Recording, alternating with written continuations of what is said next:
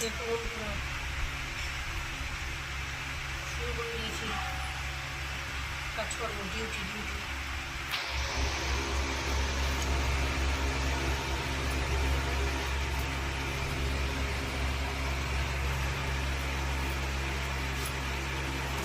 আজকে সব গাছের জিনিস রান্না, মানে বাড়ির সবজি, বাড়ির পুঁই শাক, বাড়ির কাঁঠালের বীজ, বাড়ির ডাটা, সমস্ত কিছু রান্না, বাড়ির জিনিস রান্না হচ্ছে আজকে বেশিরভাগ।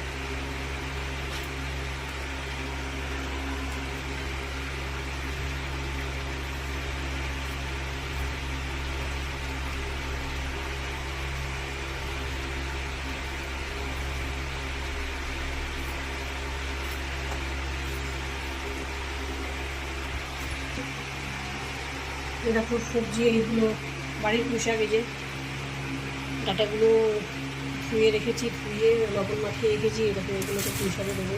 পুঁই শাকের সবজি এখনও সব কাটা হয়নি, ডাল করব ডাটা দিয়ে, কাঁঠালের বীজ দিয়ে, আর এই মিষ্টি আলু ভাজা করবো। লবণ হলুদ মাখিয়ে রেখেছি। পুঁই শাকের পাতাগুলো ধোয়া হয়নি, ধুবো। আর এদিকে দেখো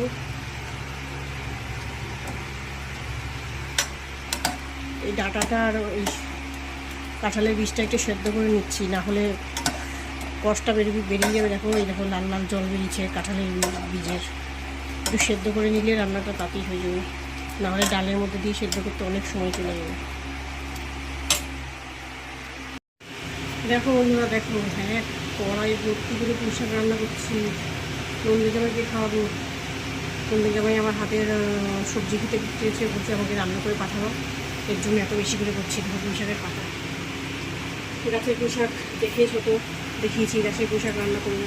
ভাত, ডাল হয়ে গেছে, ভাজা হয়ে গেছে। আর মটরের ডাল করেছি গাছের বাড়ির ডাটা দিয়ে, আর কাঁঠালের বীজ, বাড়ির কাঁঠালের বীজ।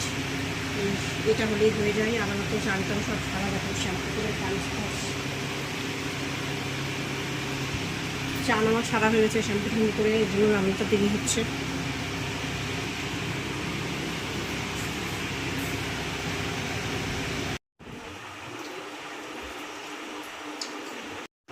দেখো বন্ধুরা, ছেলে আর বাবার খাওয়া দাওয়া কমপ্লিট। আমি খাচ্ছি লাস্টে উঠেছি ওদের দিয়ে। এখন ঘড়িতে কটা বাজে দেখো, 4টে বাজতে গেল প্রায়।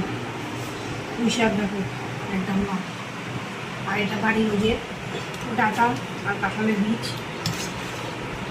দিয়ে ডাল, আর এই যে মিষ্টি আলু ভাজা। এই খাওয়া হয়ে গেছে। এই ডাটা নিচে বলে টাটা।